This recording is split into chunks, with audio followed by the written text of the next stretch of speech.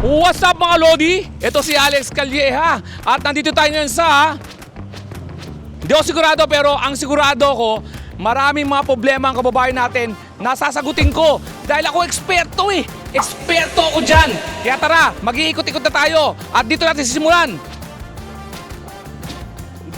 Dito ako, di ka ba sure?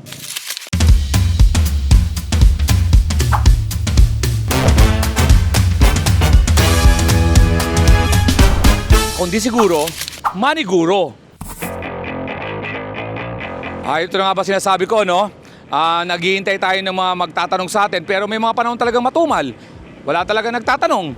Wala eh, naghihintay ako eh. Tapos malangaw pa dito. Hoy! Kayo na ba kayo dyan? Magtatanong ka? Ba't di ka nagsasabi? Kanina pa ako dito. Anong pangalan mo? Elenita po. Elenita! Ano pong tanong nyo? Tita Elenita. Ang dami po nangungutang sa akin. Paano ko po ba maiiwasan malugi ang aking negosyo? So marami nang utang sa'yo sa tindahan mo.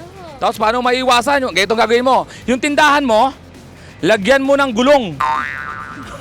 Tapos, lagyan mo manibela. Pag nakita mo parating na yung mga mangungutang, itulak mo na, iwasan mo na sila. Okay ba yun?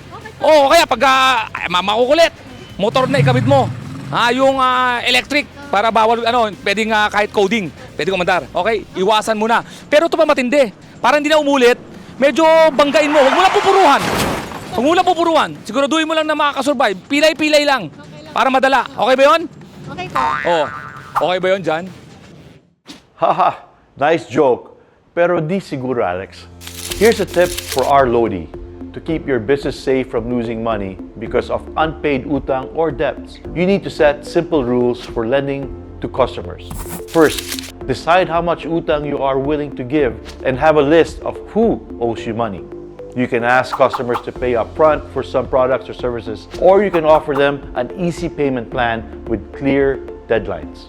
Lastly, always remind customers to pay on time, especially if they're already late, but still in a nice way. Keeping good records and staying on top of payments will help you avoid losses. Omsim na omsim. This is John Henry Lulier, your money guru.